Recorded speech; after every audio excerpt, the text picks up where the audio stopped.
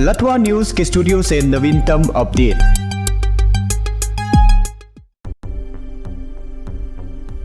ऐसी संभावना है कि यदि भूमि मुआवजा की भुगतान परियोजना लागत से दुगना है तो शिलांग वेस्टर्न बाईपास के निर्माण के प्रस्ताव को रद्द कर सकता है सरकार। तत्वा अनुसार राज्य सरकार ने रिबोई और पूर्वी खासी हिल्स जिला कलेक्टरों को 38 किलोमीटर लंबी शिलांग वेस्टर्न बाईपास के लिए भूमि अधिग्रहण घाटक को पुनर्मूल्यांकन करने का निर्देश दिया है।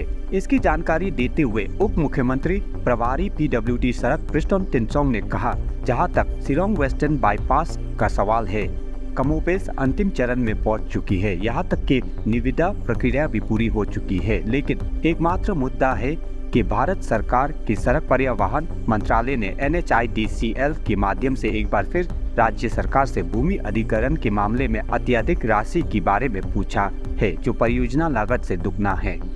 प्रिस्टन टिनसोंग ने कहा कि परियोजना की लागत लगभग 600 करोड़ रुपए है, जबकि भूमि अधिग्रहण का हिस्सा लगभग 1200 करोड़ रुपया है, जो बिल्कुल भी उचित नहीं है।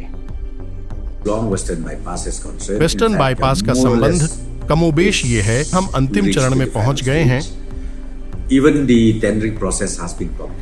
यहाँ तक कि निविदा प्रक्रिया भी पूरी हो चुकी है। एकमात्र मुद्दा ये था कि NHIDCL के माध्यम से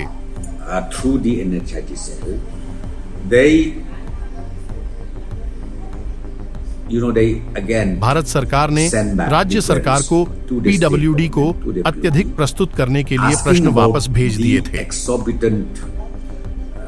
Submission of funds in terms of land acquisition. भूमि अधिग्रहण के मामले में जो परियोजना लागत से दोगुना है।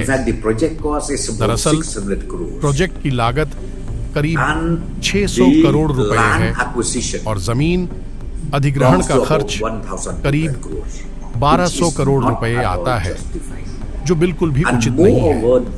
और इसके अलावा इस संरेखण को राज्य के साथ NHIDCL द्वारा अंतिम रूप दिया गया।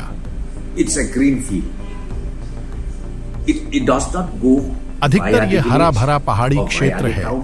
यह शहर के माध्यम से गांव से होकर नहीं जाती है। यह कमोबेश एक ग्रीनफील्ड परियोजना है। फिर हमारी साइट से भी हमने अपने स्तर पर रिव्यू लिया था और फिर देखेंगे, इसलिए हमने चर्चा की और फिर दोनों उपायुक्तों पूर्वी खासी हिल्स के जिला कलेक्टर और री-भोई जिले को फिर से किसी प्रकार का पुनर्मूल्यांकन करने के लिए कहा, क्योंकि सड़क की लंबाई सीमा से 38 किलोमीटर कम या ज्यादा 30 किलोमीटर ही है, तो हमें 1200 करोड़ का मुआवजा देना होगा। यदि आप इसे वर्ग फुट में बदलते हैं तो मुझे नहीं पता कि यह कितना होगा। आप जानते हैं यह काफी महंगा है।